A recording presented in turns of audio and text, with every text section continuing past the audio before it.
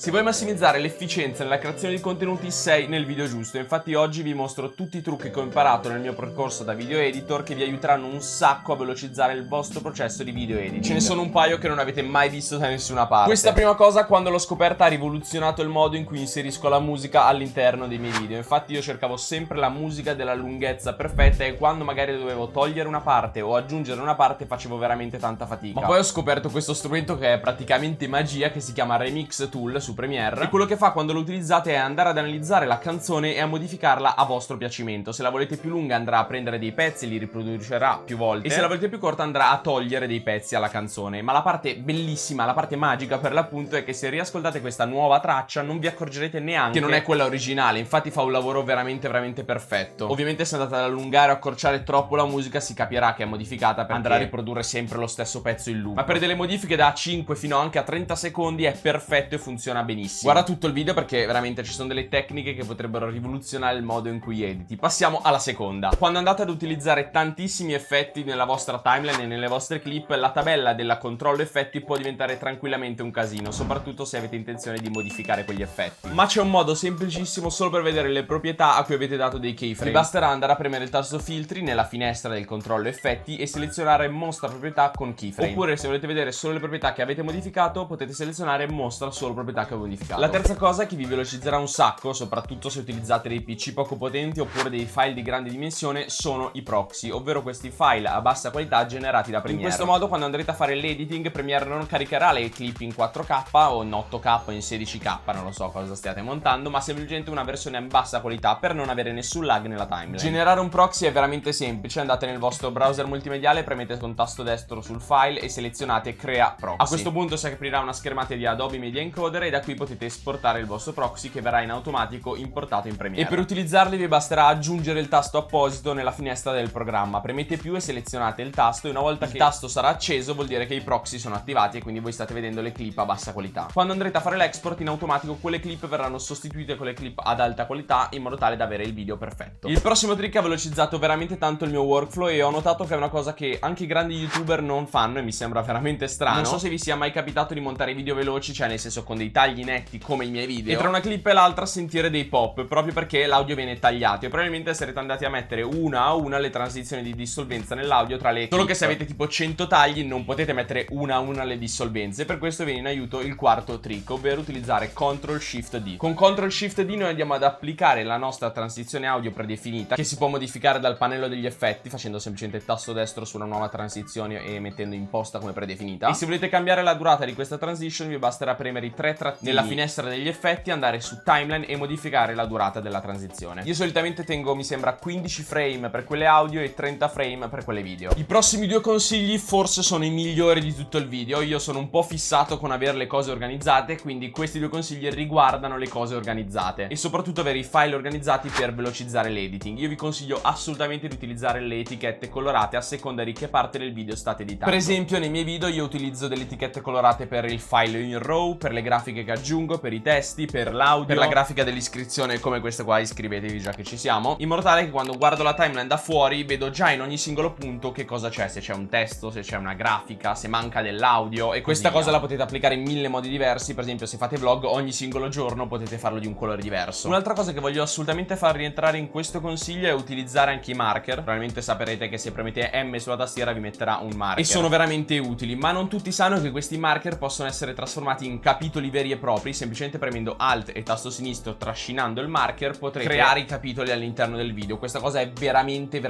utile, è il livello successivo a utilizzare le etichette. E se volete c'è anche un'estensione di Premiere che vi permette di trasformare quei capitoli su Premiere in dei capitoli da mettere nella descrizione del vostro video YouTube. Il sesto trick si collega sempre all'organizzazione ed è una cosa che ormai faccio da veramente tanti anni, ovvero organizzare tutti i miei file minuziosamente in cartelle e dandogli nomi, in modo tale da sapere sempre dove sono le cose. Per esempio in un mio video ci sono tre cartelle principali: i file RAW, la musica e gli add-on. Poi ci possono essere anche altre subcartelle. Per esempio nei file RAW, se registro un video fuori casa, ci possono essere più giornate, oppure negli add-on ci può essere la cartella dedicata ad After Effects. Vi consiglio di dividere in cartelle anche prima di importare su Premiere, così in primis avete già tutto organizzato anche nell'Explora risorse, e poi quando importate su Premiere è già tutto organizzato, potete anche dare degli etichette all'intera cartella. E questa cosa ragazzi vi velocizzerà in un modo assurdo, perché ogni singola cosa che voi volete sapete già dov'è. Sto parlando molto di questi trick per essere veloci, ma anche perché più siete veloci a fare video, più video potete fare. Quindi ascoltate anche questi ultimi 3 consigli che sono molto importanti. Vi sarete accorti che montando i vostri video ci sono degli effetti che ripetete più volte, magari uno zoom in, uno zoom out, delle transizioni, degli effetti audio, degli effetti video. E se ci pensate non ha molto senso ogni video dover magari creare l'animazione del banner, dell'iscrizione che scende, che sale, o magari lo zoom in lento, lo zoom out lento, o degli effetti, per esempio al microfono lavalier che ha bisogno degli effetti audio. Ed è per questo che da pochissimo ho automatizzato questa cosa con i preset. Sono veramente la cosa migliore che abbia mai scoperto di Premiere. I preset sono degli effetti predefiniti che voi potete creare e che sono poi disponibili in tutti i progetti che fate. Questa è una cosa veramente figa, non dovete importarli in ogni nuovo progetto. Crearli è semplicissimo. Adesso vi faccio un esempio di questa transizione zoom in che state vedendo proprio in questo momento. Vi basterà prendere l'effetto di trasformazione, prendere i keyframe, metterne uno all'inizio e uno alla fine con lo zoom che volete. Piccolo consiglio: se mettete l'ultimo keyframe in fondo, al di fuori della clip, quando applicherete quell'effetto ad altri preset si applicherà sempre in fondo il keyframe. Quindi se volete uno zoom in che finisce sempre alla fine della clip, indipendentemente dalla lunghezza della clip, mettete il keyframe in fondo. A questo punto fate tasto destro sull'effetto di trasformazione, fate salva predefinito, gli mettete il nome che volete e apparirà in automatico nella cartella predefiniti nella finestra degli effetti, e poi voi potete ovviamente spostarlo in altre cartelle che vi create voi. Io per esempio ho una cartella dedicata a tutti quegli effetti che utilizzo più volte, come può essere la sfocatura veloce, le transizioni di audio e così via. Ci stiamo avvicinando alla fine. Questo penultimo trick riguarda l'applicazione di un singolo effetto a più clip. Solitamente quello che facevo anch'io era copiare con CTRL-C, CTRL-V, bruttissimo, l'effetto su tutte le clip che magari era una color, che magari era, non lo so, qualche effetto audio, ma poi se dovevi andare a modificare quell'effetto era un casino, perché dovevi toglierlo da tutti i nuovi attributi, modificare l'effetto da una clip, ricopiarlo su tutte le clip, ogni singola modifica, capite che è insostenibile. Ed è per questo che esistono gli adjustment layer, che servono per l'appunto per applicare un singolo effetto a più clip. Quell'effetto può essere la color correction, oppure come faccio io, li zoom in su più clip, io metto un adjustment layer che sta su tutte le clip su cui voglio avere uno zoom in e poi gli applico il mio preset per lo zoom in. Quello che avete appena visto, c'era un adjustment layer qua sopra ed è molto comodo, perché se volete cambiare o modificare l'effetto vi basterà farlo dall'adjustment layer. Siamo arrivati all'ultimo trick, ma non pensate che sia quello più inutile, anzi, come già saprete ci sono degli shortcut che potete utilizzare per velocizzare il vostro editing, ma io vi voglio mostrare quelli che ho impostato io personalmente, che hanno probabilmente raddoppiato la velocità in cui monto i video. Ci metto la metà letteralmente del tempo a creare i video con questi short. Ce ne sono alcuni che sono già impostati che velocizzano un sacco, che sono Q e W rispettivamente. Vanno a tagliare tutto quello che c'è prima o dopo la barra nella timeline. Poi c'è il tasto A che ti attiva il tool per selezionare tutto quello che c'è dopo dove premi in un singolo punto nella timeline, e poi ce ne sono altri che ho impostato io, come la D per eliminare, che è 10 volte più comodo di andare a premere delete oppure il cancella in alto alla tastiera. E poi un altro shortcut che mi velocizza veramente tanto è la C, su cui ho impostato lo strumento lametta, che mi va per l'appunto a tagliare un pezzo nella timeline. Se volete potete fare come ho fatto io sul portatile, che premendo C mi va già a tagliare senza anche bisogno del click del mouse. Detto questo, tutti questi trick sono finiti, spero che li utilizzerete tutti nel vostro prossimo editing, e ditemi se vi piacciono e se volete altri video di questo tipo, perché mi piace sempre andare a scoprire nuove cose di Premiere. Io vi ringrazio di aver visto questo video fino alla fine. Se non l'avete ancora fatto lasciate un like qua sotto ed iscrivetevi, e noi ci vediamo a un prossimo video.